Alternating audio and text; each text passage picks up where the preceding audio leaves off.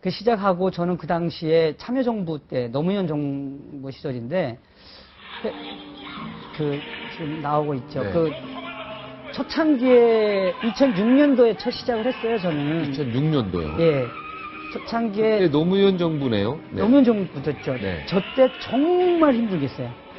네, 힘들었어요. 온갖 살인 협박은 다 받고 저 요독 스토리 만들 때 예예예. 그리고 살인 협박을 누가 합니까? 뭐 간첩으로 추종을 하기도 하고요. 누가? 제 문자에 오니까 너 죽이겠다 조심해라 뭐 또 혹은 그거는 이제 간첩이네 쉽게. 간첩으로 추종을 한다 그래 경찰 네. 조사 결과. 네. 근데 그런 거는 괜찮은데 제일 힘들었던 건 그 당시에 2006년도죠. 2005년도 네. 그 당시 노무현 정권 때 그 당시에 국정원 직원들, 문광부 직원들 네. 이건 이제 국정감사까지도 나왔던 사건인데 너무 힘들겠어요 저를 못하게. 아, 그 네. 말이 됩니까? 네, 진짜로요. 그막 국정원에서 못 하겠어요? 2005년도에는 국정원 직원이 저 찾아와가지고 협박하고. 국정원 직원이 협박을 해요? 그럼요. 그 당시에 문광부 직원, 제 사생활 다 감시하고, 극장 캔슬 시키고, 저는 노무현 대통령을 찍었거든요. 네. 그러니까 뭐 정치를 떠나서, 네. 북한 인권 제 아버님에 대한 한을 풀어보려고 만드는데 갑자기 정치적인 이슈로 급부상하기 시작한 거예요. 이거는 미친 정말 이러다 죽을 수가 있겠구나. 저는 그래서 그때 사실 그래서 제가 빚을 지게 된 것도요. 그 당시에 공연 첫 시작은 잘했죠. 네. 그 미국 공연을 그때 워싱턴에 있는 내셔널 티에러 네. 국제 다 계약을 했었어요. 왜냐면 요독 스토리 미국 공연 가면 투자해 주겠다고. 네. 150만 불이 소요가 됐었거든요. 네. 근데 이게 어떻게 알았는지 그 회사에다 전화해서 세무조사 너희들 협박하니까 그 회사가 투자를 하겠습니까? 안 하죠. 그게 노무현 정부가요? 네, 노무현 정부 했었어요, 저는. 그래서 저는 진짜 그 당시에 청와대 앞에 가서 할복하고 싶었었어요. 네. 진짜 마음 같아서는. 그럼 정부가 해야 할 일이 아닌 것 같은데요. 정부가 사실은 이런 작품을 했었어야죠. 정부가 했었어야죠. 그럼요. 자,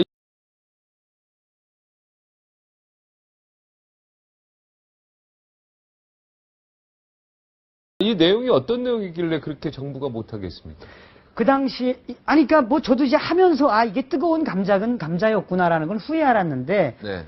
북한의 정치범 수용소의 이야기. 그러니까 북한의 노스코리아 휴먼 라이트라고 하는 뜨거운 거를 쉬쉬했거든요. 김대중 정권도 마찬가지고 노무현 정부도 마찬가지고. 근데 이거를 일개 탈북자가 진짜 용감하게도 세상에 뮤지컬로 이슈로 내보냈네. 북한 인권의 실상을 보여주려고 했던 거죠, 그러니까. 그렇죠. 북한의 인권의 실상. 북한 인권의 실상하고 저는 뭐 이야기하고 싶으냐면 남조선 동포 여러분, 네. 당신들은 행복합니다. 만족하십시오. 거기 북한에 태어나지 않은 곳에 만족하십시오라고 하는 걸 역설적으로 제가 말을 하고 싶었던 거거든요. 요덕 수용소의 어떤 이야기. 행복한 이야기를 실상 이야기를 통해서 보여주려고 한 거는 박수를 받아야 되는데요. 그렇죠. 그건 정부가 지원해 줘야 되는 거 아닙니까? 근데 그 근데 당시에는 정부가 막았다 이 말이죠. 막았죠. 정치적인 이유로. 막았죠. 왜냐면 남북 화해의 길이라든가 남북 관계가 이상하게 될까봐. 그렇죠. 잘못될까봐. 잘못될까봐. 남북 관계가 잘 되고 있는 분위기였는데. 네.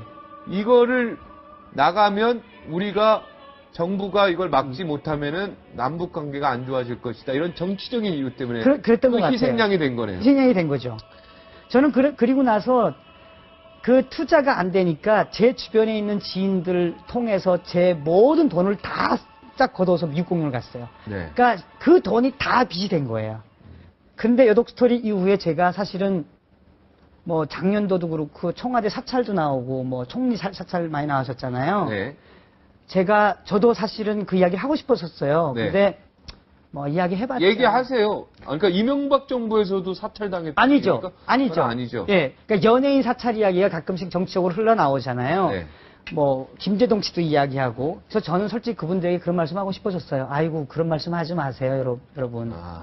나는 노무현 정부 때 사찰 정도가 아니라 나는 협박, 목숨 위협까지 다 받았던 사람입니다. 당연하죠. 이 얘기죠. 그럼요. 그리고 미국 공연 갔다 와서 저는 세무조사까지 받았거든요. 그러니까 이명박 정부 시절에서 연예인들, 일부 연예인들이 뭐, 네. 방송 진행, 뭐, 하차하고 이런 거는 그런 건 아무것도 아니다. 아무것도 아니죠. 저는 노무현 정부 때 정말 온갖 위협을 다 받고 진짜 활복하려고 했습니다. 이 얘기죠, 지금. 그렇죠. 그러니까 세무조사까지 받고 2007년도에 저는 아니 뭐 이게 너무 직설적으로 표현해서 죄송합니다만 자살 시도도 했었어요. 저는.